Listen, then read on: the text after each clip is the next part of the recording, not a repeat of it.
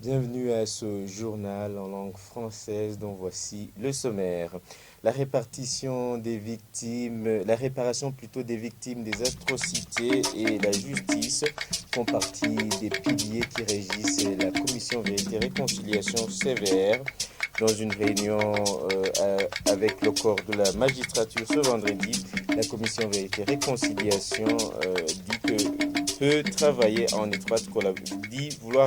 étroite collaboration avec ce corps. Les indicateurs en santé de la reproduction vont en baissant de 2021 à 2022. Les partenaires techniques et financiers sont appelés à fournir plus d'efforts pour soutenir ce secteur. Voilà pour le sommaire.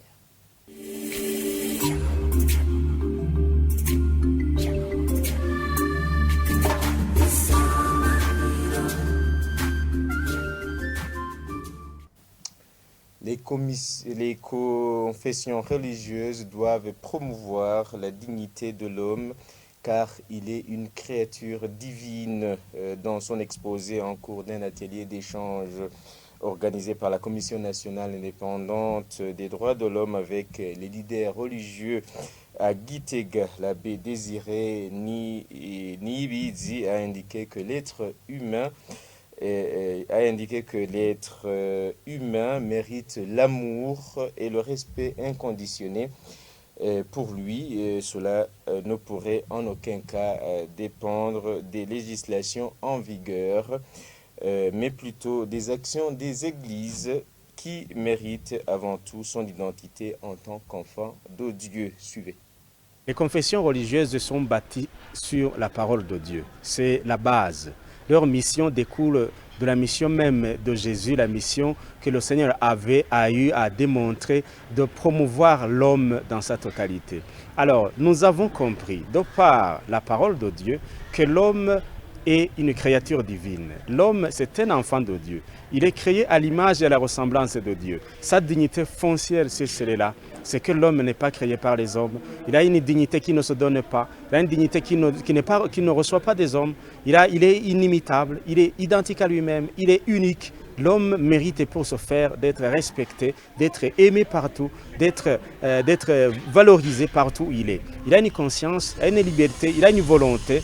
L'homme est unique, c'est un individu. Il est indivisible. Pour tout cela, les confessions religieuses ont compris qu'ils doivent promouvoir sa dignité au niveau spirituel et au niveau humain. C'est pour cette raison que des actions sont menées au niveau du salut spirituel, mais aussi au niveau des conditions de vie dignes d'une personne enfant de Dieu. En d'autres termes, la base de la défense de la dignité de la personne humaine, c'est son identité comme enfant de Dieu. Et c'est pour cette raison que les confessions religieuses s'attellent au jour le jour à le rendre debout.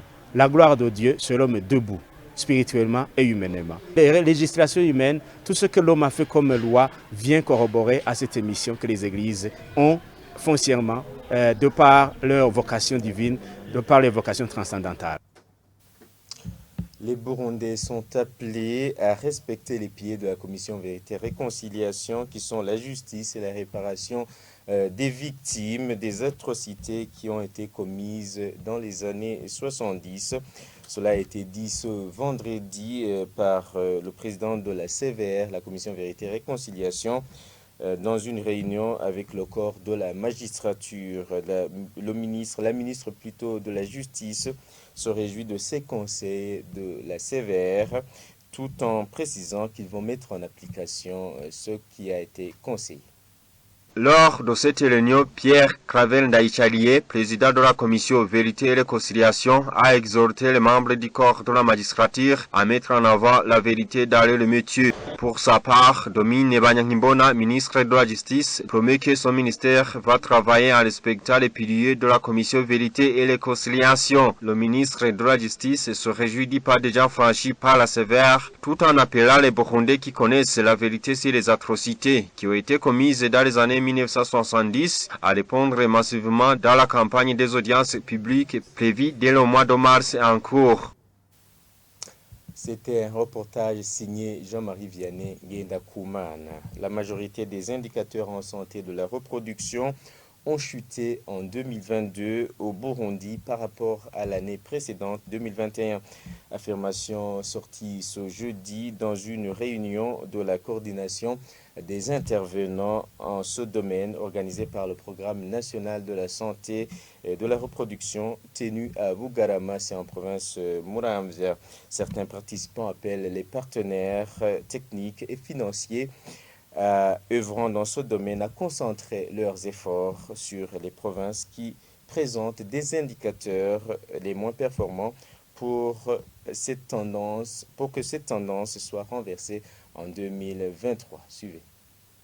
Certains indicateurs en matière de santé de la reproduction au Burundi en 2022 ont connu des progrès par rapport à 2021, comme l'ont souligné les intervenants dans ce domaine rassemblés dans une réunion de coordination des intervenants, notamment le taux de mortalité maternelle intra-hospitalière passé de 76,5% en 2021 à 58,4% en 2022. Cependant, d'autres majorités ont chuté, notamment le taux de couverture en consultation prénatale 1 qui a baissé d'environ 3%. Le taux d'acceptation et d'utilisation des méthodes contraceptives pour lesquelles des efforts doivent être consentis en 2023, selon le directeur du Programme national de santé de la reproduction pour renverser cette tendance. Nous sommes convenus vraiment d'augmenter les séances de sensibilisation, les séances d'éducation pour la santé, donc pour que vraiment toute femme qui a les signes de grossesse puisse vraiment aller faire la consultation dans les 3 premiers mois et de respecter le calendrier, les rendez-vous qui ont été donnés au niveau de la formation sanitaire. Et deuxièmement, nous sommes convenus que nous allons redoubler d'efforts pour sensibiliser la population à aller vraiment accoucher en milieu de soins. Parce que les conséquences vraiment sont énormes lorsque une femme accouche à la maison. Nous nous sommes entendus également avec ses responsables au niveau district et BPS de redoubler d'efforts pour que toute la population soit sensibilisée à l'adhésion massive à la planification familiale. Certains participants appellent les partenaires techniques et financiers intervenant dans ce domaine de centrer leurs efforts dans les provinces qui affichent les indicateurs les plus bas. Martin Iragira, médecin directeur du district de Ruyigi, est l'un d'eux. Pour démontrer là, il faut voir la répartition des partenaires. Quels sont les critères de choix?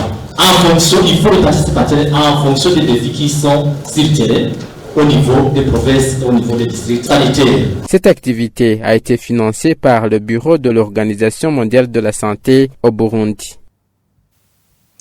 Eh bien, c'est par ce reportage de notre confrère Jean de Dieu, il a causé que nous mettons un point final à ce journal.